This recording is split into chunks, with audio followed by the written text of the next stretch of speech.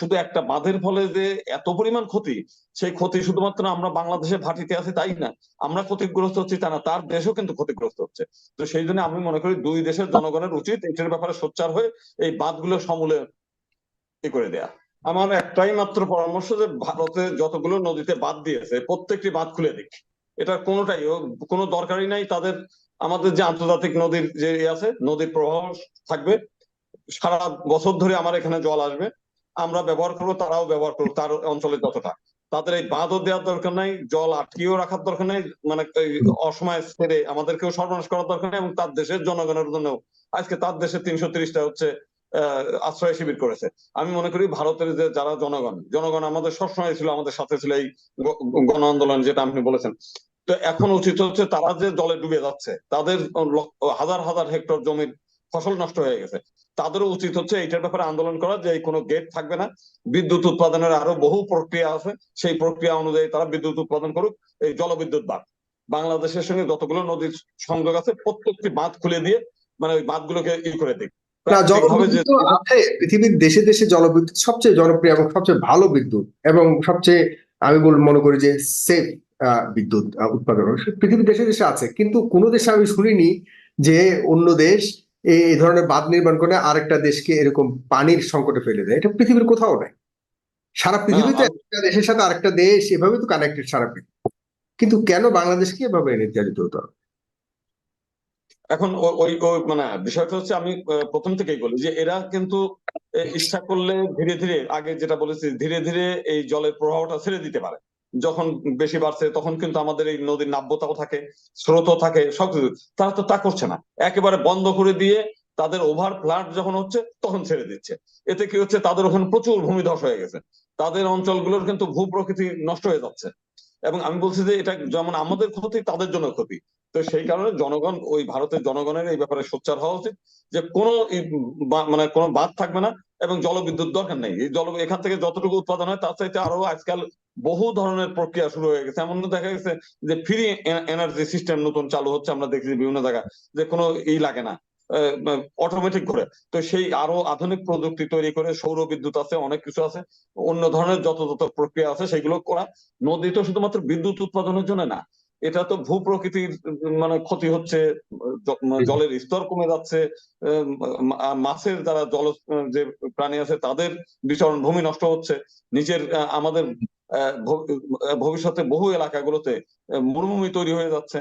তো এই যে শুধু একটা বাঁধের ফলে যে এত পরিমাণ ক্ষতি, সেই ক্ষতি শুধুমাত্র আমরা বাংলাদেশে ভাটিতে আছি তাই না, আমরা ক্ষতিগ্রস্ত হচ্ছি তা না, তার দেশও কিন্তু ক্ষতিগ্রস্ত হচ্ছে। তো সেই জন্য আমি মনে করি দুই দেশের জনগণের উচিত এটার ব্যাপারে সোচ্চার হয়ে এই বাঁধগুলো সমূলে করে দেয়া, উচ্ছেদ করা। কিন্তু ভারতের তো একটা লক্ষ্য হলো বাংলাদেশের হিন্দুরা যেন ভালো থাকে খুব বেশি, মানে বাংলাদেশের হিন্দুরা এমন একটা অবস্থা যে মায়ের থেকেও মাসির দরদ বেশি, এমন একটা অবস্থা, যা ধরে নিলাম। কিন্তু আপনি কি মনে করেন না ভারতের, বাংলাদেশে থাকা হিন্দুদেরও ভারতের প্রতি এমন আহ্বান রাখা উচিত? একজন প্রশ্ন করেছে আপনার কাছে, যারা এই এই পর্যায়ে এই যে পানিতে ডুবে যাচ্ছে অনেক হিন্দুরা, কেন এখন হিন্দু কমিউনিটি বলছে না যে আমরা পানিতে ডুবে যাচ্ছি, তোমরা পানি থামাও? না না, এগুলো তো না বলছে, বলতে গেলে যারা জলে ডুবছে তারা তো আর বলতে পারতেছে না, তারা তো অসহায়। বলতে হবে আমাদেরই, আমরা যারা মানে সচেতন মানুষ তাদের আমাদেরই বলতে হবে। মূল বিষয়টা আপনারা যেটা বলছেন যে ভারত, ওই যে মিডিয়া বলছে যে আমরা বাংলাদেশের হিন্দুদের জন্য কান্নাকাটি করছি। আপনি যদি একটু ইতিহাস পর্যালোচনা করেন, যখন এই হলো ভারত এবং পাকিস্তান ভাগ হলো, সেই ভাগ হওয়ার পরে তখন কিন্তু একটা মানে আন্দোলন শুরু হয়ে গেছিল যে পাকিস্তান এবং বাংলাদেশের যে হিন্দুরা আছে হুম। বাংলাদেশ ভূখণ্ডে, এদেরকে ভারতে নিয়ে যেতে হবে, আর ভারতে যারা মুসলিম আছে তাদেরকে পাকিস্তানে আনতে হবে। কিন্তু দেখা গেল যে ওই সময় তাদের আপত্তি, না এগুলো আমরা নিতে পারবো না, নেহেরু লিয়াকত চুক্তি করে। এবং সেই সময় সর্দার প্যাটেল, তারপর ওই সময় আপনার আরো আম্বেদকর, শ্যামাপ্রসাদ মুখার্জি, তারা কিন্তু মন্ত্রিসভা থেকে পদত্যাগ করেছে এই বিষয়টা নিয়ে।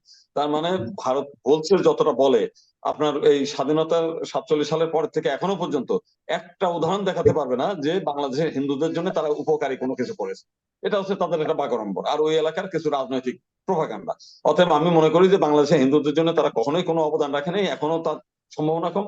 তারা তাদের নিজস্ব জিনিস নিয়ে গত 70 বছরের ইতিহাস তাই বলে, তারা নিজস্ব সুবিধা অসুবিধা এই জিনিসগুলোই দেখে। এই দেশের কি হলো, এই দেশের মানুষের কি হলো, এই জিনিসটা তারা কখনোই দেখে নাই এবং ভবিষ্যতে দেখবে বলে আমার মনে হয় না। কারণ তাদের সঙ্গে যে আলোচনা করে যা বোঝা যায়, মনে হয় যে তারাই সবকিছু বোঝে, আমরা কিছুই বুঝি না, আমাদের জ্ঞান গরিমা কম, তারাই সবকিছু, এরকমই তাদের ভাব। তো সেই কারণে আমি যে জিনিসটা বলি, আমরা আর সাধারণ অনেকে মানুষ। মনে করে যে বাংলাদেশে থাকা হিন্দুদেরকে তারা আসলে অস্ত্র হিসেবে ব্যবহার করে নিজেদের স্বার্থ উদ্ধারের জন্য বিভিন্ন সময় কাজ করেছে। আপনি কি তাই মনে করেন কিনা এই পর্যায়ে এসে? আমি 100% তাই মনে করি। আজকে এই শেখ হাসিনা সরকারের গত কয়েকদিনে ভারতীয় মিডিয়া যে কাজগুলো করেছে, তাদের যে বাংলাদেশের লোকজনকে নিয়ে বর্ডারে নিয়ে তাদের নিয়ে ভিডিও করেছে, তাদের না খাওয়ায় রেখে, তাদেরকেও জলের মধ্যে নদীর মধ্যে সাঁতরানো, নদীর মধ্যে বসায় রেখে আবার ফেরত পাঠায় দিয়েছে। এখন ধরেন ঘটনাক্রমে আমার দেশের ওই অঞ্চলে কিছু লোক যদি খারাপ থাকতো, তাহলে আমরা যখন সব মিলে মানে 20 মাইল 30 মাইল দূরে যায় বর্ডারে দাঁড়িয়ে আছে, তা আমার বাড়ি যদি পুড়িয়ে ফেলতো, আমার মেয়ে এবং আমার বউ যে অরক্ষিত অবস্থায় রেখে গেছি যদি এসে ধর্ষণ করে ফেলতো, আমার গরু বাছুর গুলো যদি নিয়ে চলে যেত, আমি তো সৌভাগ্য মনে করি যে এই উত্তর অঞ্চলের লোকগুলো সেই কাজটা করে নাই। কিন্তু তারা তো এমন একটা পরিস্থিতি তৈরি করছিল যে এই লোকগুলো সব চলে যাক বাড়ির থেকে, পুরুষগুলো, আর বাড়িতে সবগুলো ধর্ষণ হোক, সব বাড়িগুলো পুড়িয়ে যাক, এইটাকে নিয়ে তারা আবার রাজনীতি করে। এরকম একটা, এবং এবং এতে লাভবান কারা? মায়া কান্না যেটা শেখ হাসিনার জন্য। তারা তো হিন্দুদেরকে বারবার বিপদে ফেলছে, প্রত্যেকবার আমরা এই জিনিসগুলো দেখতে পাচ্ছি। তো সেই কারণে আমরা মনে করি, আমরা বাংলাদেশি, আমরা হিন্দু মুসলিম মিলেমিশে আমরা এই দেশে বসবাস করি এবং এই দেশে বসবাস করছি। তাদের এই ব্যাপার নিয়ে এই যে তাদের অতিরিক্ত কথা বলা, এটা আমাদের জন্য আরো ক্ষতিকর। এইগুলো আমরা কখনোই চাই না যে আমাদের নিয়ে এত বেশি কথা বলার দরকার নেই। উপকার করতে না পারেন না, করতে পারবেন না, করার সম্ভাবনাও নেই, অতএব এটা নিয়ে আমাদের নিয়ে এত বেশি ভাবনা প্রচার করার দরকার নেই।